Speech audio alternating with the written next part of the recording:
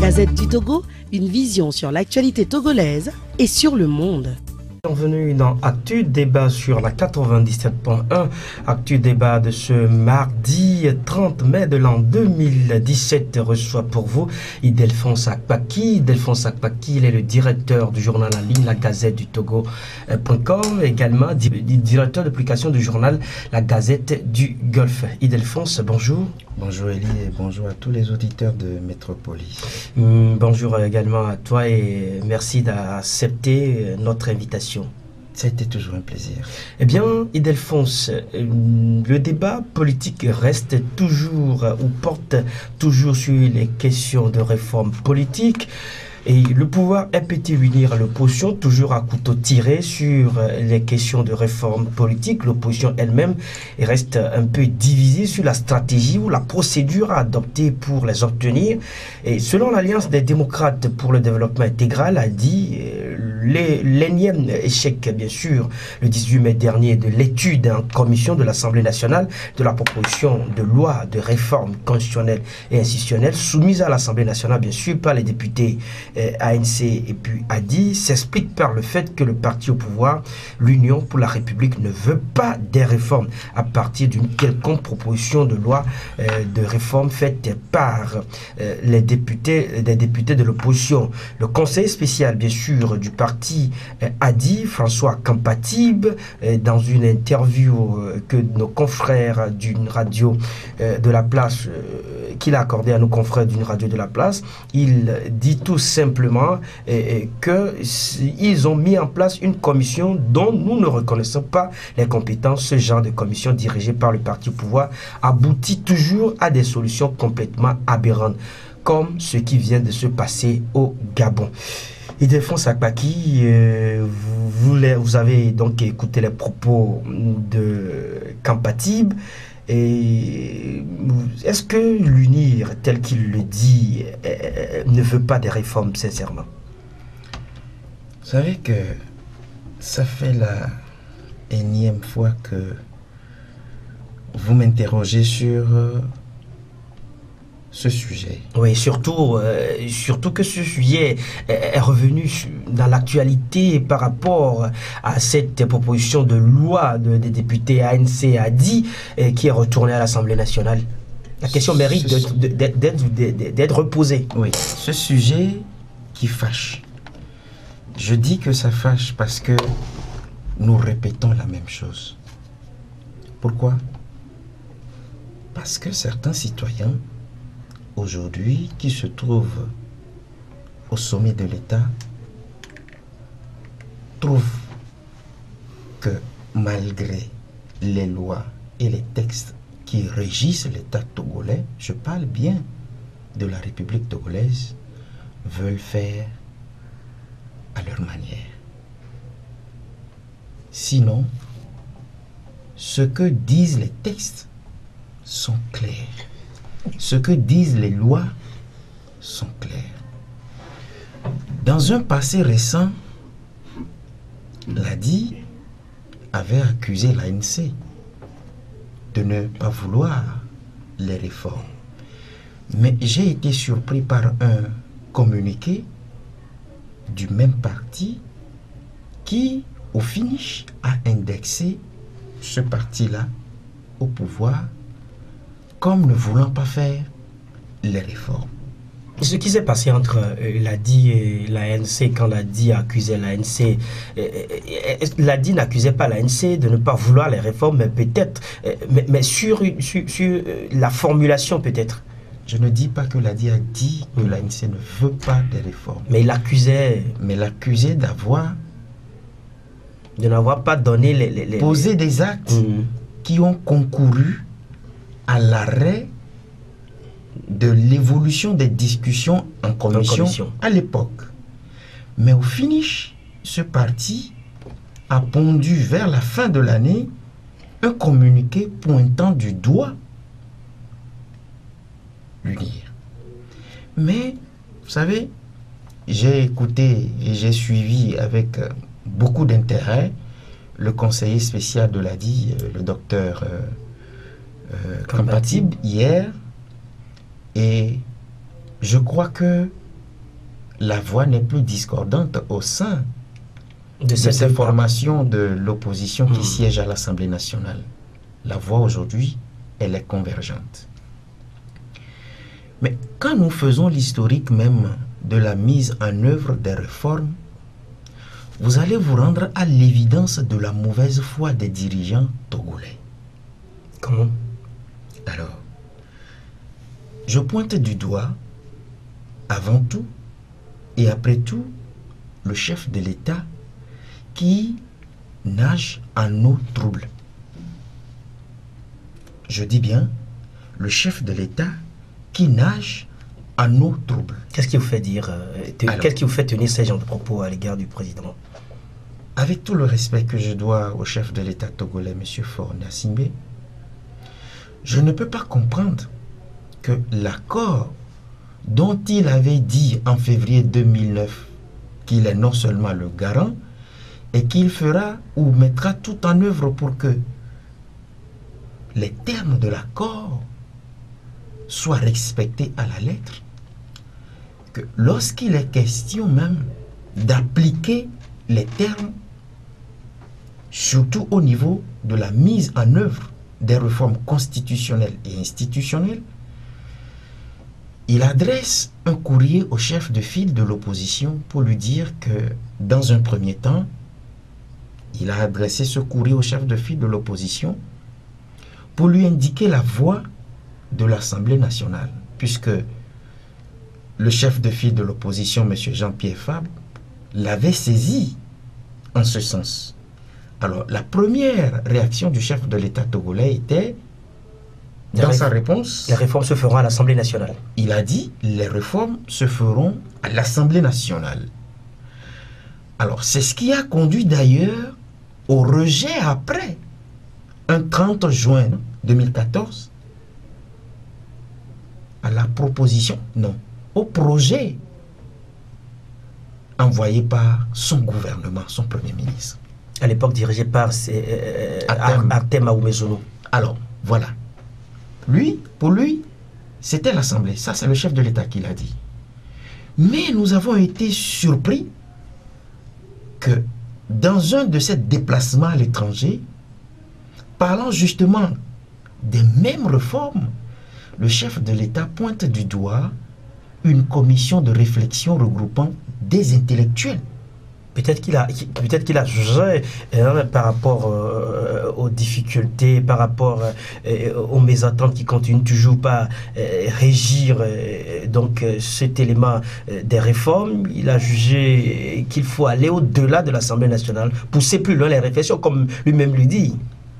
Alors, je vous surprends en disant que pour une troisième fois, le chef de l'État, comme vous voulez le soutenir, comme vous voulez le défendre, le chef de l'État pointe du doigt maintenant le HCON. Maintenant, la grande question qui se pose, quelle est aujourd'hui cette institution-là? Ou le cadre approprié pour les réformes. Approprié pour mettre en œuvre ces réformes. Voilà pourquoi je dis qu'au commencement, c'est le chef de l'État qui, faisant preuve d'une mauvaise foi, parce que jusqu'à preuve du contraire, tout ce que je viens de vous dire là, si cela avait un sens, je suis sûr que nous ne serons plus aujourd'hui là à parler de la mise en œuvre des réformes dont l'accord signé fait aujourd'hui une dizaine d'années. Ça fait une dizaine d'années. Parce que les réformes sont issues de l'APG signé le 20 août 2006. Faites le compte et vous verrez si les gens ne sont pas en train de faire montre d'une mauvaise foi et d'un manque de volonté. Aujourd'hui, sa formation au Parlement pose le problème du consensus. Et moi, ce qui me choque, c'est que ma première réaction, quand j'avais entendu que les travaux étaient encore bloqués à l'Assemblée nationale, je me suis posé la question de savoir si ceux-là même qui sont appelés aujourd'hui élus du peuple et qui siègent au sein de UNIR comprennent même le sens d'un législateur, celui qui fait la loi. Je me demande, dites-moi pourquoi, ou posez-moi la question pourquoi je Et me pourquoi demande. alors? Vous ne pouvez pas être des faiseurs de loi et que vous soyez les premiers à violer les lois là. Et qu'est-ce qui justifie Alors, la violation des lois dont vous parlez? j'ai en face de moi le règlement intérieur de l'Assemblée nationale togolaise. Oui. Et quand vous prenez un certain nombre d'articles, vous comprendrez que le règlement intérieur de l'Assemblée nationale n'a jamais parlé de consensus. Mais nous pouvons l'attribuer à un mot, à un prédicat nommé amendement.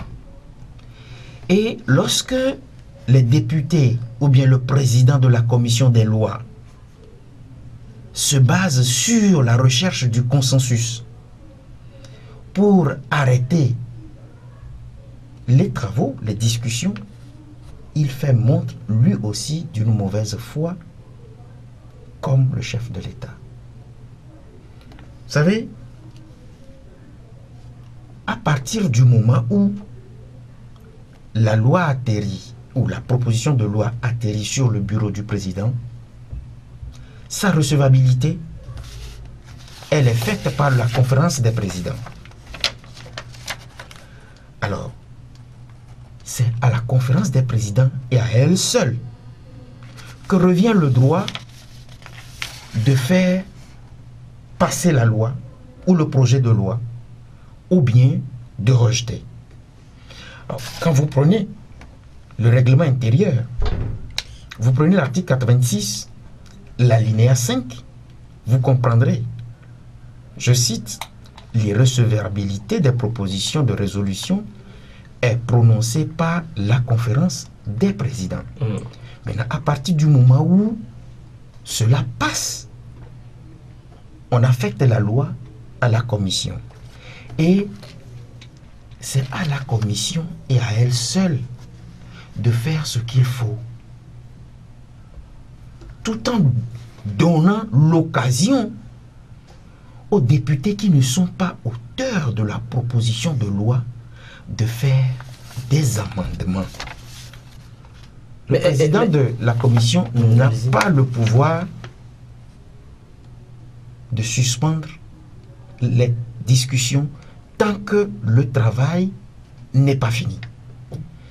Plus loin, lorsque lui il parle de consensus, je prends toujours le règlement intérieur de l'Assemblée nationale togolaise qui dit, article 92, alinéa 2, les amendements présentés en commission et les modifications proposées par la commission au texte dont elle avait été initialement saisie ne sont recevables que lorsqu'ils sont conformes aux dispositions de l'article 84 de la Constitution délimitant le domaine de loi. Donc ce qui veut dire qu'on donne l'attitude, on donne le privilège aux députés qui ne sont pas auteurs de la proposition de loi de faire des amendements. Maintenant, plus loin, l'irrecevabilité des amendements est appréciée par le bureau de la commission. Et quand c'est comme ça, vous faites l'amendement et non, vous demandez aux gens de trouver le consensus en aval avant que la loi ne passe à la commission. Vous ne voyez pas que ça frise un tout petit peu la mauvaise foi? Mais Ildefonse, permettez-moi de vous poser cette question. Est-ce que les amendements donneraient toujours lieu de consensus? Vous savez, ça peut arriver parce que le consensus sortira justement des amendements. Puisque quand je propose et que tu n'es pas d'accord et que tu arrives à faire ta proposition, nous allons nous asseoir pour discuter, ou bien. Mais le problème ici, ce n'est pas qu'on veut trouver le consensus au sein de la commission. Le président de la commission dit qu'il faut trouver le consensus en aval, avant même que la proposition de loi ne passe à la commission. C'est ça. Vous n'avez pas entendu les députés de l'ANC? Mais peut-être que le président de la commission pense qu'il faut faire des conciliabules entre partis politiques avant d'aller, donc avant la continuité ou la poursuite des travaux en commission. J'ai dit tout à l'heure, en me basant sur un article... les textes sont là, mais... En me basant sur un article du règlement intérieur de l'Assemblée nationale disant que ça soit un projet de loi émanant du gouvernement ou d'une proposition de loi émanant d'un député, l'irrecevabilité revient à la conférence des présidents. Est-ce que dans le cas d'espèce, on a rejeté la proposition? Non. Elle a été acceptée. Mais si la proposition est acceptée et que les discussions doivent se faire en commission et que les discussions ont même déjà commencé, pourquoi vous arrêtez les discussions et vous demandez aux gens de retourner pour aller obtenir un consensus avant de venir continuer les travaux en commission? Et que valent maintenant... Et donc, d'après vous, le consensus peut être obtenu tout en laissant la latitude à ceux qui font partie de la commission de continuer leurs travaux? Les amendements. Les amendements. Quand je propose et que tu n'es pas d'accord, tu proposes et ensemble, nous asseyons, nous discutons et nous trouverons un consensus. Ou alors, ce n'est pas ça. Mais dites-moi, c'est quoi amendement? Vous n'êtes pas auteur de quelque chose. Et vous apportez les éléments nouveaux, ce que vous voulez. Et ensemble, nous allons nous asseoir. Mais c'est contradictoire à demander à un député d'aller trouver le consensus en aval et de revenir ici. Donc, ce qui veut dire que quand on trouvera... Mais ils étaient là quand la proposition est passée de la conférence des présidents, qui l'a reçue, qui a accepté que... et qui l'a affecté à la commission. Pourquoi jusque-là, avant le dépôt, ou bien après la recevabilité, on n'a pas parlé de consensus? Et c'est quand on a débuté les travaux en commission, qu'on arrête les travaux, et qu'on envoie ou renvoie les députés auteurs de la proposition d'aller trouver un consensus en aval. C'est de la mauvaise foi. Vous ne trouvez pas? Ildefonse Akpaki, face à cette situation, à ce énième rejet, bien sûr, de la proposition de loi des députés ANC, a dit samedi dernier lors de leur meeting à Lomé, les partis membres du combat pour l'alternance politique en 2015, CAP 2015 bien sûr, ont estimé que la population togolaise doit prendre ses responsabilités. Et comment cette population pourrait-elle prendre ses responsabilités quand on sait que ce sont les politiques qui sont au devant des décisions? J'ai à la mémoire une scène, puisque juste après la scène, j'étais dans le pays dont je veux donner l'exemple. C'est le Burkina Faso. Vous savez que ce qui a fait partir Blaise Compaoré du pouvoir, c'est son entêtement de vouloir modifier un certain nombre d'articles dans la constitution de son pays. Les voix se sont levées pour dire « arrêtez ça ». Mais il a continué. Qu'est-ce que les principaux responsables de la société civile burkinabé ont fait? Ils ont fait appel au peuple. C'est juste pour vous dire que aujourd'hui, lorsqu'on a un État, c'est parce qu'il y a un peuple. Et à chaque fois, lorsque on se rend compte que ça ne va pas dans le pays, les premiers à en pâtir, c'est le peuple. Alors, il faut mettre le peuple devant ses responsabilités en l'appelant. Je me rappelle la dernière fois ici, vous m'avez posé une question par rapport à un acte posé par les émigrants. Et dans ma réaction, je vous disais, est-ce que ces derniers sont-ils béninois ou ghanéens? Vous avez dit non. c'est des Togolais.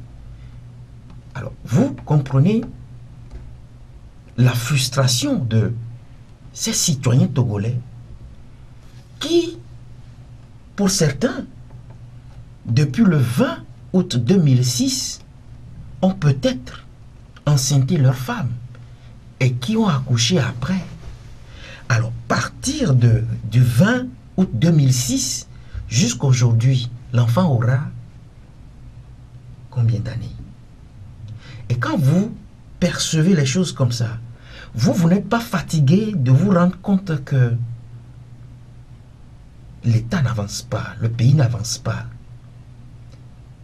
et que toutes les institutions que nous avons sont inféodées au pouvoir, ne sont pas toutes au service du peuple. Eh bien, le CAP 2015 demande donc à la population togolaise de prendre ses responsabilités. Et pendant ce temps, une partie de l'opposition togolaise, considérée comme les modérés, accuse leurs camarades de diriger les réformes contre la personne de Faure Gnassingbé, ce qui serait le blocage des réformes. Jerry Tama, le président national du Nouvel Engagement Togolais, que nous avons eu en ligne hier, il est allé sans langue de bois et a affirmé donc qu'il est temps qu'on puisse avoir un langage de vérité. Cessons de viser particulièrement M. Gnassingbé, faisons des réformes qui permettent de repartir à zéro. Nous allons prendre quelques minutes pour l'écouter. Monsieur Jerry Tama, vous êtes le président national du Nouvel Engagement Togolais et vous êtes allé sans langue de bois et vous affirmez, je vous cite, il est temps qu'on puisse avoir un langage de vérité, cessons de viser particulièrement Monsieur Faure Gnassingbé, faisons des réformes qui permettent de repartir à zéro. Jerry et Tama, votre proposition ne signifierait-elle pas de donner ou peut-être de donner une chance infinie à Faure Gnassingbé d'être au pouvoir au moment où on dénonce son troisième mandat? Non, il faut avant d'en arriver là, prendre en compte le rapport de force.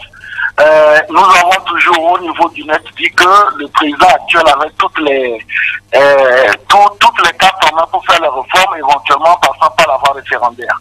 Mais si ce n'est pas le cas, aujourd'hui en s'appuyant sur le rapport de force, pour ne pas reprendre les erreurs que nous avons faites en 2014, où nous avions dit nous ne voulons pas d'un troisième mandat, mais on l'a eu finalement. Ce que le maître dit aujourd'hui, c'est d'avoir un discours de vérité en tenant compte des rapports de force. À l'Assemblée nationale, sans les 62 députés de l'Union, on ne peut pas faire de révision constitutionnelle. Donc on risque d'être bloqué dans le statu quo où il n'y a pas de limitation de mandat du tout. Et ce que nous disons aujourd'hui, c'est qu'il faut cesser de faire ce que nous avons fait en 2014 en disant nous ne pouvons pas permettre à M. Faure Gnassingbé de se présenter une troisième fois. Cette fois-ci, c'est plutôt une quatrième fois. Mais oublions ceci, disons-nous que le plus important, c'est de faire les réformes, quitte à accepter que M. Faure Gnassingbé ait une quatrième candidature, mais la candidature ne veut pas dire forcément victoire. Donc, ciblons plutôt les conditions d'organisation des élections et réaliser des débats autour de la troisième ou quatrième candidature de M. Faure Gnassingbé, parce que le plus important, c'est d'avoir des élections qui soient organisées de façon crédible, transparente et traçable. Oui, et puis vous insistez dessus en disant que la vraie bataille, c'est de négocier les conditions d'organisation d'élections transparentes et crédibles. Mais bien sûr, aujourd'hui, c'est quand vous prenez un cas très simple, comme le cas du Sénégal. Vous savez, il y avait aussi la question d'un troisième mandat de M. Ouattara proposé. On a fini par lui donner la possibilité de faire son troisième mandat, mais il a perdu parce que dans ce pays-là, les conditions d'organisation des élections sont plus intéressantes. Aujourd'hui, vous savez, j'ai été candidat aux élections de 2015. Et si vous avez une élection où les dépenses électorales ne sont pas brisées du tout, et donc les gens peuvent atteindre toutes les limites, la CENI est ce qu'elle est, et on l'a vu lors de la proclamation des résultats. On a une CENI qui paraît partisane, et toutes ces conditions, on a un code électoral qui n'est pas encore suffisamment toiletté, mais toutes ces conditions font que même si on a les réformes et que ces préalables ne sont pas réglés, ben on irait toujours se faire battre aux élections. Et donc pour vous, l'essentiel du problème, ce n'est pas avoir les réformes politiques, mais plutôt avoir les conditions transparentes pour les élections. Non, je ne dis pas cela. Je dis, aujourd'hui, notre pays est malade. il aurait été intéressant qu'on fasse la réforme sans être obligé de faire cette bataille qu'on fait à l'Assemblée nationale et qu'on reporte même dans la rue. Aujourd'hui, le Togo reste le seul pays à avoir fait des réformes. Les réformes peuvent être faites légalement par les chefs de l'État. Elles peuvent être faites s'il y a une entente au niveau de l'Assemblée nationale. Mais nous constatons qu'il y a une situation de crise. Et cette situation de crise, pour la dénouer, il appartient à ceux qui sont en faiblesse sur le rapport de force. Et malheureusement, c'est l'opposition qui est en faiblesse sur le rapport de force, de mettre de l'eau dans son vin, d'accepter les conditions que ceux qui sont en rapport de force demandent à savoir aller à une élection, avoir une quatrième candidature de M. Faure Gnassingbé, et maintenant, en contrepartie, négocier de meilleures conditions d'organisation. Donc, les réformes sont importantes, il faut qu'on ait des élections de tour, il faut qu'on ait la limitation de mandat, mais il faut qu'on, les couleurs qu'on doit avaler pour les avoir, il faut qu'en contrepartie, qu'on améliore les conditions d'organisation des élections dans ce pays. Dans cette cohue politique, comment pensez-vous arriver à convaincre vos camarades de l'opposition? Écoutez, pour le moment, nous ne pouvons faire que deux choses. Du lobbying. Le lobbying se fait diplomatiquement, donc en underground. Et puis nous faisons du plaidoyer, c'est ce que nous faisons par exemple lors d'une émission comme celle-là. Mais nous continuons à appeler nos camarades de l'opposition à ne pas se laisser complètement griser ou bien même à ne pas se laisser complètement obnubilé par la question de savoir si quelqu'un a une quatrième candidature ou pas. Parce qu'on l'a fait en 2013 et ça n'a rien donné. En 2014, ça n'a rien donné. Il faut mettre de l'eau dans le vin et beaucoup plus regarder les conditions d'organisation des élections. Si aujourd'hui, les députés UNIR sont prêts à faire les réformes au prix de la candidature de M. Faure Gnassingbé en 2020, moi je pense qu'il faut le faire, mais la négociation doit maintenant beaucoup plus concerner les conditions d'organisation des élections. Est-ce que le peuple saura ou l'opinion saura vous comprendre? Vous savez, le problème de l'opinion de notre pays se limite malheureusement aux zones où les médias comme les vôtres arrivent. Quand vous prenez le deep west, le fin fond du pays, les gens ne sont pas au courant des enjeux. Et c'est toute la problématique de la démocratie de notre pays. L'opinion, le peuple qui sanctionne n'est pas au courant des enjeux. C'est ça le problème. Si l'opinion était au courant des enjeux, les sanctions seraient beaucoup plus sévères lors des élections. Le peuple n'est pas au courant et c'est malheureusement les populations qui sont dans les villes qui ont la possibilité éventuellement de suivre vos émissions qui sont très intéressantes, qui sont au courant, mais malheureusement ce n'est pas la majorité du peuple togolais. Et vous avez donc du boulot, du pain donc sur la planche? Il y a du pain sur la planche, malheureusement. Merci à vous, Jerry Tama. Je rappelle que vous êtes donc le président national du Nouvel Engagement Togolais. Eh bien, Ildefonse Akpaki, retour au studio aux Hélène de la Super Radio Métropolis Lomé. Ildefonse Akpaki, vous l'avez écouté, Jerry Tama, le président du Nouvel Engagement Togolais, candidat à la présidentielle de 2015, il a réaffirmé, il dit qu'il est temps qu'on puisse avoir un langage de vérité, cessons de viser particulièrement M. Faure Gnassingbé, faisons des réformes qui permettent de repartir à zéro. Il soutient ceci par le fait que la vraie bataille, c'est de négocier les conditions d'organisation d'élections transparentes et crédibles. Et nous devons mettre de l'eau dans notre vin, dit-il. Un conseil donc à ses camarades du CAP 2015. Je voudrais faire une remarque par rapport à la personnalité de M. Jerry Tama. Et cette remarque ou bien cette observation, c'est par rapport à un acte qu'il a posé il y a quelques mois. Il y a quelques mois, l'opposition avait fait appel aux populations pour une marche suite au décès de Alabi. Ce monsieur que vous avez reçu au téléphone se dit chef ou responsable politique. Annoncé donc sur les réseaux sociaux. Je l'ai écouté avoir lui aussi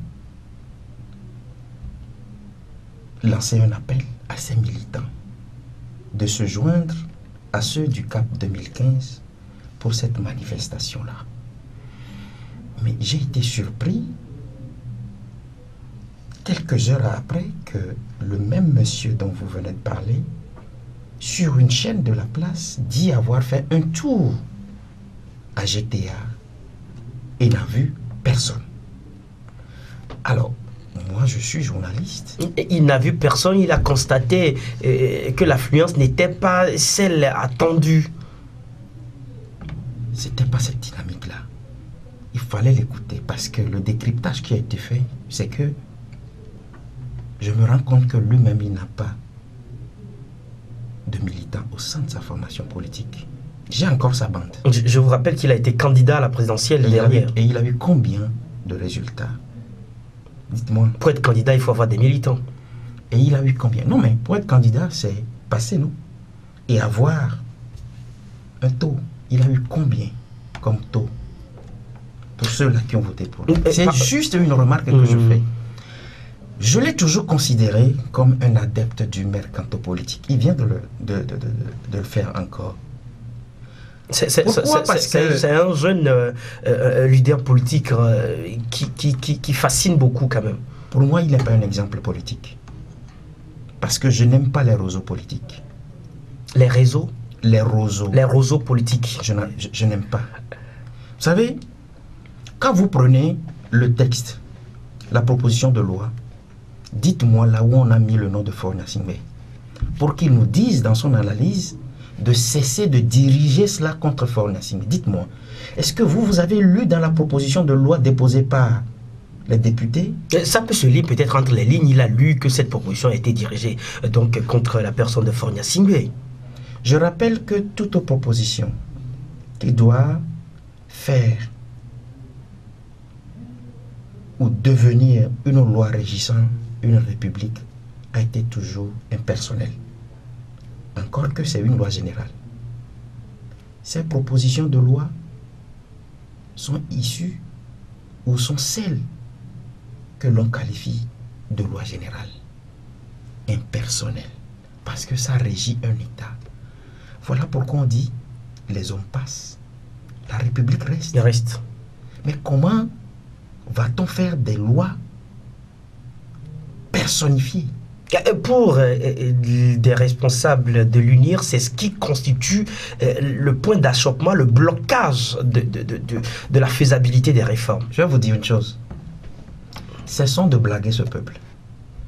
J'ai fait observer tout à l'heure que, en se basant sur le règlement intérieur de l'Assemblée nationale, la recevabilité d'un projet de loi ou bien d'une proposition de loi revient à la conférence des présidents. Je suis sûr que au sein même de cette conférence de présidents, il y a des gens, et pas des moindres, des personnalités de UNIR qui pouvaient rejeter la loi là. Si la loi était personnifiée, elle devait être rejetée juste au niveau de la conférence des présidents. Je ne voudrais pas qu'on essaie de jouer au mercanto politique en se basant sur des raisons farfelues. Et là, je l'assume. Parce que ce n'est pas bien pour un responsable politique de raisonner de la sorte. Il pense, lui, que la vraie bataille, c'est de négocier les conditions d'organisation d'élections transparentes et crédibles. Parce que si finalement les réformes ne sont pas obtenues et qu'on arrive en 2020, que vont faire ou qu'est-ce qui va se passer? Non, il sait très bien que le parti au pouvoir fait montre d'une mauvaise foi. En 2014, ce ne sont pas les membres de l'ADI et de l'ANC qui ont envoyé le projet de loi à l'Assemblée nationale avec ce que nous appelons en jargon parlementaire l'exposé des motifs. Le Premier ministre d'alors a pris soin sur lui d'expliquer pourquoi il envoie la loi là, pour qu'elle soit étudiée, votée par les députés. Mais vous n'êtes pas scandalisé de vous rendre compte que ce sont les membres même de sa formation politique qui l'ont rejeté.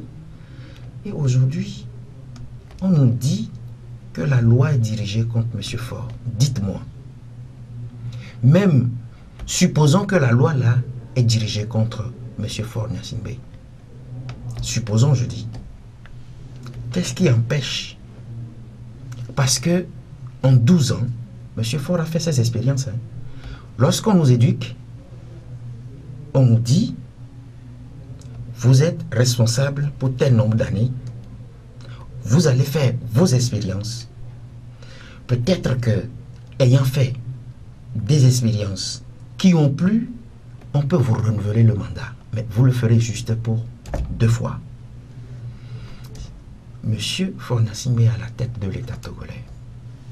Il y a bientôt 12 ans. Et on tend vers un 4e mandat de Faure Gnassingbé. Et il y a bientôt 12 ans. Je vous assure que les maux dont souffre le Togo depuis son assassination à la magistrature suprême sont toujours là. Et pire encore, on a comme l'impression que ces mots-là s'accroissent. Lorsqu'on vous dit que il y a plus de 60% de Togolais qui vivent en dessous du seuil de la pauvreté. Quand on vous dit que le chômage a atteint 45% de la jeunesse, mais il faut être quelqu'un pour accepter tout cela. Mais quand vous et certains de nos animateurs nous invitent et au cours des débats, ils nous disent que lorsque nous appelons les responsables de UNIR à venir parler, ils refusent, ça ne vous dit rien. S'ils faisaient bien les choses, vous pensez qu'ils vont refuser de venir dire les bonnes choses qu'ils font? Vous pensez, vous, si tu es auteur d'une bonne chose et qu'on t'invite de venir en parler, tu vas dire non. Ça fait 12 ans. Et on trouve aujourd'hui que la loi générale qu'on propose, lui, Jerry Tama, dit aujourd'hui que c'est contre M. Faure Gnassingbé. C'est vraiment regrettable. En tout cas, il estime que la vraie bataille, c'est de négocier les conditions d'organisation d'élections transparentes et crédibles. Et là, la question que nous nous posons est celle de savoir, et si jusqu'en 2020, les réformes ne sont pas faites, que pensez-vous que l'opposition devrait faire?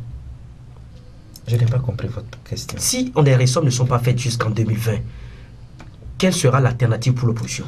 Non, nous savons que selon les confidences qui nous ont été faites, ceux qui dirigent ce pays refusent de faire les réformes parce que ils ont en tête un autre plan.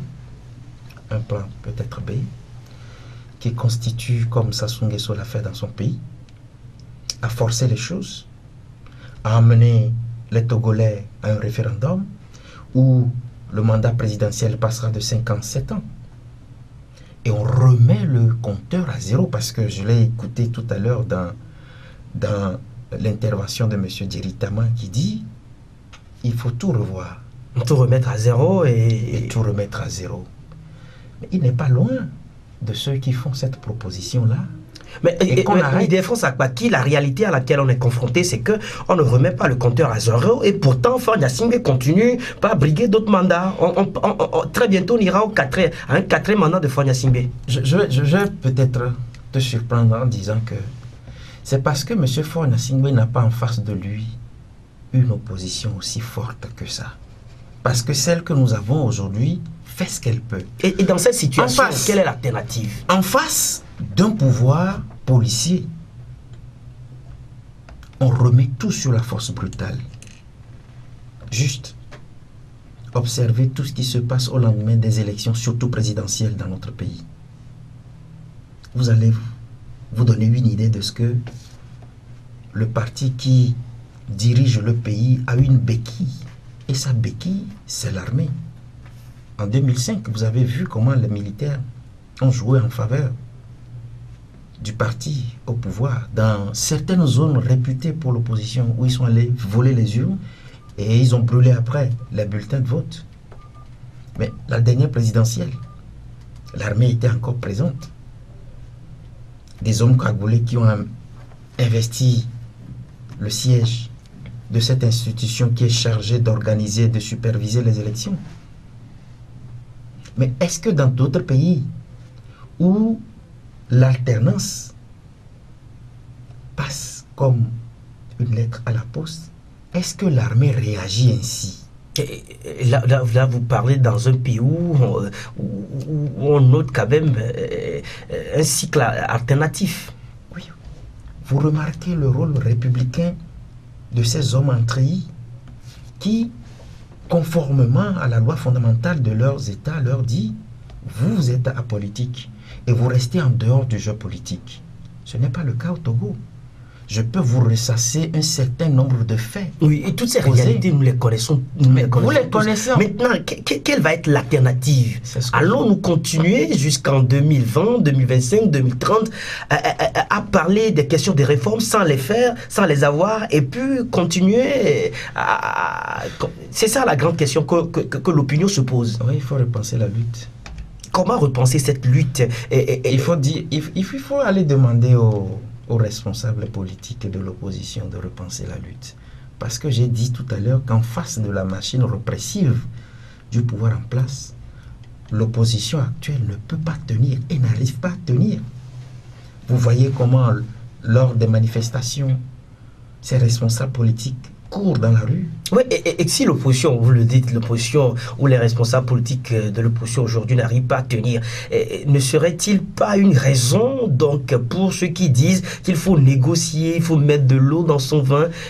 Diritama estimait hier dans ses propos que dans une situation pareille, les partis qui sont en faiblesse, ce sont ces partis qui doivent plutôt demander à ce qu'il y ait une certaine négociation. Je vais vous demander une chose.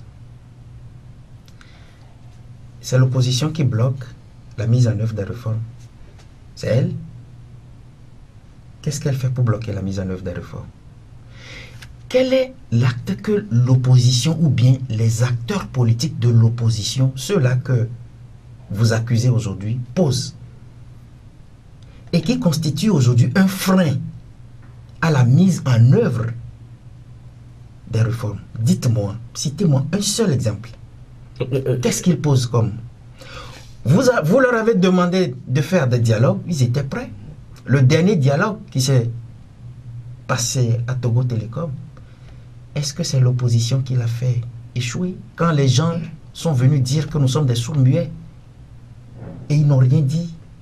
Suite à cela, il y a eu un projet de loi déposé par quelqu'un de leur formation politique. Est-ce que c'est l'opposition qui a rejeté? Est-ce que c'est l'opposition qui a la majorité au Parlement et qui a rejeté? Mais dites-moi, quel est l'acte que l'opposition pose concrètement pour freiner ou bloquer les réformes? Je vous faisais l'analyse là tout à l'heure que le parti au pouvoir s'appuie sur une béquille. Et ce parti-là sait que lorsque je veux ça là, je l'obtiendrai de gré ou de force. Mais vous ne faites pas cette lecture-là. Si vous ne voyez pas les choses telles qu'elles se passent, mais c'est parce que vous êtes atteint d'une nécessité politique. Parce que dans ce pays-là, ne nous voilons pas la face. Ceux qui dirigent ce pays ne sont rien sans l'armée. Ils ne sont rien du tout sans l'armée.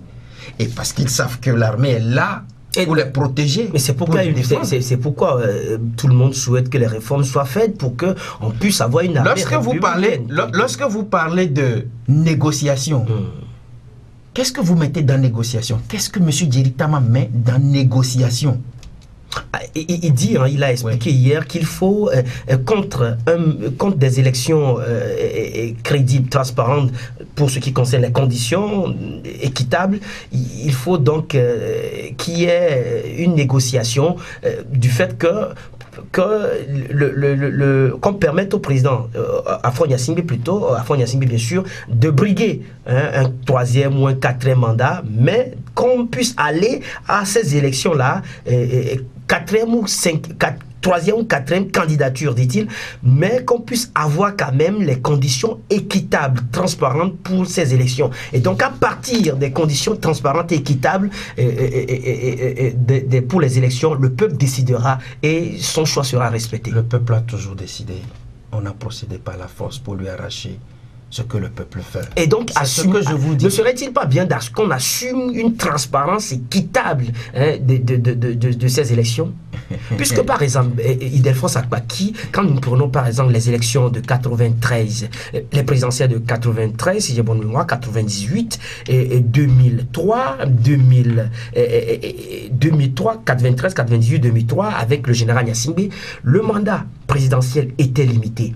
L'élection présidentielle était à 2 tours et pourtant, Gnassingbé Eyadema est arrivé à aller jusqu'à un 3e mandat et qui, malheureusement, n'a pas fini, n'a pas vu ses jours finir. Lorsque vous me parlez de feu le général Eyadema, je peux peut-être vous surprendre en vous disant que lui aussi, il procédait à des hold-up électoraux parce qu'il avait l'armée avec lui. D'ailleurs, et donc le problème est là, l'essentiel, le nœud du problème se retrouve dans la transparence de nos élections. Et je vous dis... Comment les régler?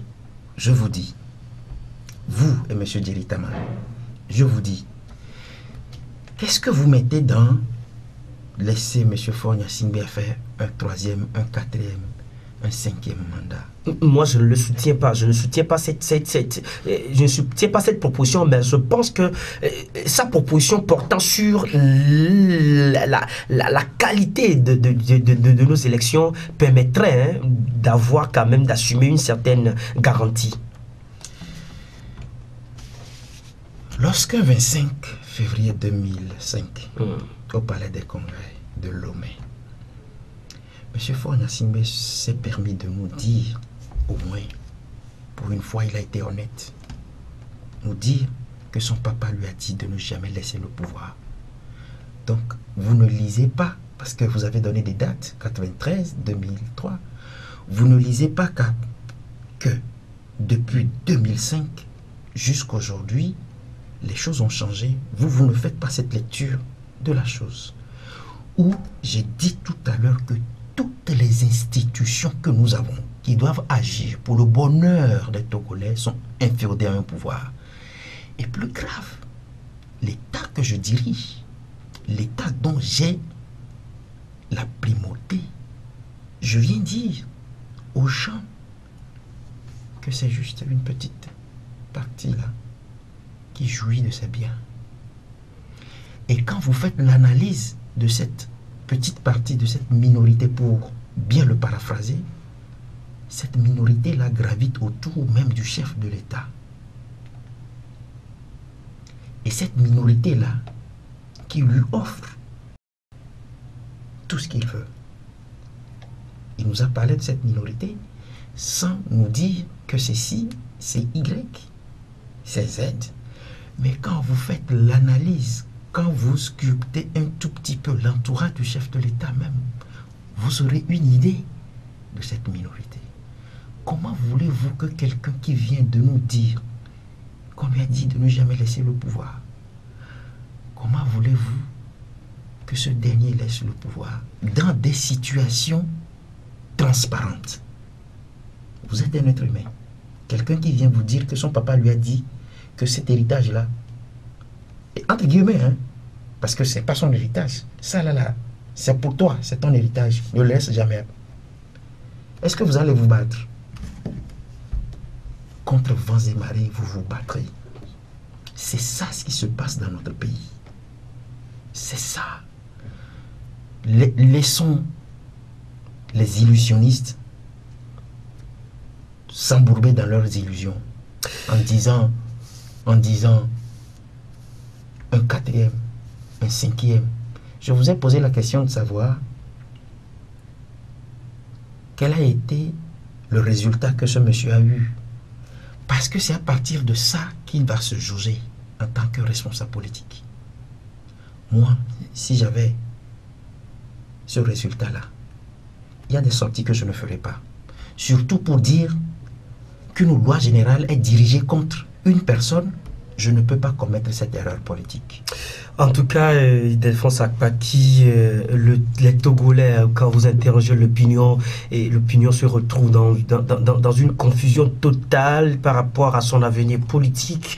Et en tout cas, pendant ce temps, le gouvernement togolais s'active donc à mieux faire son travail. Et vous avez on a connu la semaine, il y a quelques semaines, le séminaire gouvernemental, ce séminaire gouvernemental qui revient un peu dans les débats politiques. Je suis resté un tout petit peu sur ma soif par rapport à ce dossier, pour la simple raison que vous n'êtes pas arrivé à me dire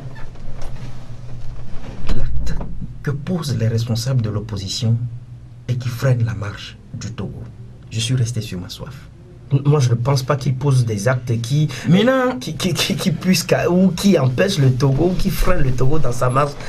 Lorsque j'écoute le Premier ministre, parce que vous avez fait allusion tout à l'heure au séminaire gouvernemental, oui. Lorsque j'ai écouté le Premier ministre, j'ai souri un tout petit peu. Parce qu'il y a quelques jours, le vendredi dernier, un de nos confrères faisait 2 confidences très importantes au cours d'un débat. Il disait en substance, pour la première confidence, Monsieur le Premier ministre, qui avec tout son Bataclan, c'est le mot qu'il a utilisé, était reçu. Et tout ce Bataclan a eu une séance de travail avec Monsieur DSK. Alors, Monsieur DSK, on rappelle aux éditeurs que c'est l'ancien DG du FMI, qui est aujourd'hui conseiller, selon nos informations, du chef de l'État togolais. Et au cours même de cette séance de travail, DSK demandait: qu'est-ce que vous faites concrètement? Alors, un ministre se lève selon la vision du chef de l'État, l'autre se lève selon la vision du chef de l'État, un autre se lève selon la vision du chef de l'État, et pour couronner le tout, le Premier ministre aussi dit selon la vision du chef de l'État. Alors, DSK, qui a pris le temps de noter toutes les interventions, frustré, dit: mais c'est quoi d'ailleurs la vision du chef de l'État que vous n'arrivez même pas à me dire? Incroyable. Voilà. Et la confidence du confrère reposait sur le fait que, après cette séance de travail, c'est le PM qui vient les voir pour leur dire: nous, on n'a pas de pouvoir. On n'a aucun pouvoir de décision. Alors, il fait cette confidence à DSK? Non. C'est le PM qui vient voir le journaliste. C'est-à-dire que les journalistes, vous savez que certains journalistes ont des acquaintances avec les dirigeants togolais. Et à la grande surprise, quand j'écoutais l'émission la dernière fois, j'ai sursauté. Mais cela confirme ce que nous disons tous les jours concernant le poste même du Premier ministre qui a été mis, je ne sais pas comment dévalorisé, puisque dévalorisé, le Premier ministre aujourd'hui joue juste un rôle de commis. Pas de commis, de garçon de course. Il faut en tout cas, je voudrais pas. Lorsqu'il vient voir, lorsque lui, la troisième personnalité d'un État, d'une république, vient voir un journaliste pour lui dire que nous n'avons pas le pouvoir de décision. Or, des rumeurs ont toujours circulé sur ce sujet-là. Que le pouvoir est ailleurs. Que le pouvoir est ailleurs. Et plus grave, un autre confrère dit qu'à la présidence de la République, il y a une boîte là qui s'occupe de tout et que ce gouvernement que vous voyez là ne fait rien du tout. Mais c'est extrêmement grave. Voilà pourquoi, lorsqu'on m'a parlé d'un séminaire gouvernemental, ça m'a fait sourire. Qu'est-ce que ce gouvernement-là vaut devant toutes les crises que nous avons aujourd'hui, crise sociale, presque tous les signaux sont rouges. Qu'est-ce que le gouvernement fait? Ce matin, j'écoutais la SNPT, les agents de cette société qui ont déposé un préavis de grève qui débutera le mardi prochain. Les greffiers qui ont reconduit. Et puis, il y a un troisième groupe également qui sont les enseignants. Alors, devant tout ça là, quelle est la solution que le gouvernement togolais a apportée à ces crises-là? Donc, ce qui veut dire effectivement qu'ils n'ont pas de pouvoir de décision. En tout cas, nous arrivons à la fin de notre entretien avec vous, Ildefonse Akpaki, directeur du journal en ligne, la Gazette du Togo.com, et directeur de publication du journal La Gazette du Golfe. Ildefonse Akpaki, merci pour toutes vos analyses. C'était un plaisir. Merci à vous aussi. Et merci à vous, auditeurs et auditrices, qui nous avez suivis ici à Lomé et partout ailleurs. Merci à Rapide pour l'assistance technique au micro. Et Liklun Goka Dokanou, c'est bien moi. Au revoir et prenez très bien soin de vous. La vie est une chance, mieux une grâce. La Gazette du Togo, une vision sur l'actualité togolaise et sur le monde. Rejoignez-nous sur le www.lagazettedutogo.com ou sur nos comptes Facebook, Twitter et YouTube. Pour tout contact, écrivez à contact@lagazettedutogo.com ou appelez le 92 80 88 53. La Gazette du Togo, c'est l'information en continu.